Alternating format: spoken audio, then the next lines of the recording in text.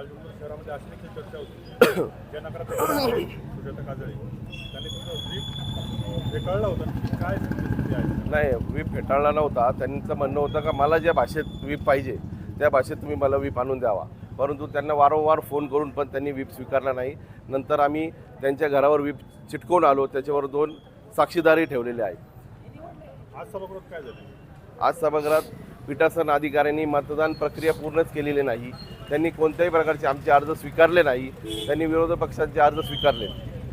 निवडणूक प्रक्रिया पूर्ण पार केलेलीच नाही त्यांनी.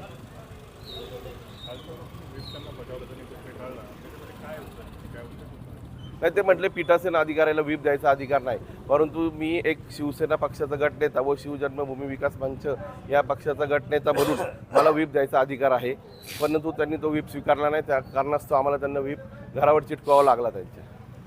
आज उपनगराध्यक्ष पदाचा देखील निर्णय झाला नाही, त्यानंतर कॉपचे देखील काय निर्णय होतात? नाही, त्याच्या बाबतीत निवडणूक प्रक्रिया उपाध्यक्षाची पार पडलेली नाही, त्यामुळे दुसऱ्या विषयात हात घालायचा संबंध झाला नसल्या कारण दुसऱ्या विषय आलेलाच नाही. पहिलाच विषय थांबलो आहे.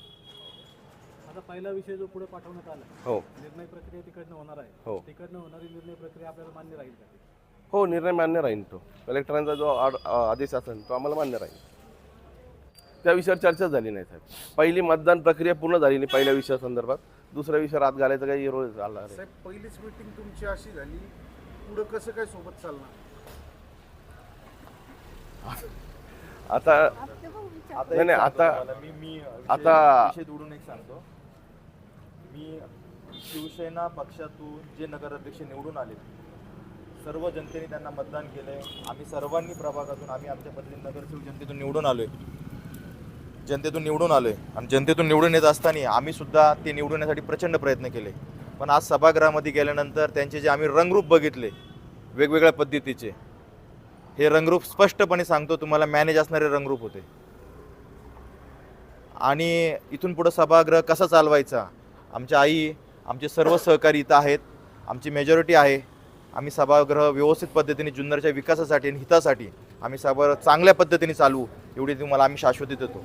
नगराध्यक्ष विरोधकांना मॅनेज झाले असं तुम्हाला म्हणायचं? 100%. आज जर कधी आमचा विचारच आमचा अर्जच ते घेऊ शकत नाही, आमचं बोलणंच आमच्याबरोबर बोलवू शकत नव्हते, आम्हाला प्रत्येक गोष्टीला खोडत होते. आणि त्यांच्या प्रत्येक गोष्टीला समोरच्या लोकांचं जे म्हणणं ते सांगायचे, ते त्यांच्या तोंडात टाकायचे आणि मग ते बोलायचे. ते म्हणून तिथं सह्या करायचे, म्हणजे इथं सही करा, तिथं सही करायचे, ऑन रेकॉर्ड येते ऑफिशियल, इथं सही करा, इथं सही करायची, इथं हे लिहा, इथं हे लिहा. हे पूर्णपणे त्या लोकांनी सांगितलं आणि त्या मॅडमनी तेवढं पीठासन अधिकाऱ्यांनी कंप्लेंट हे केलं.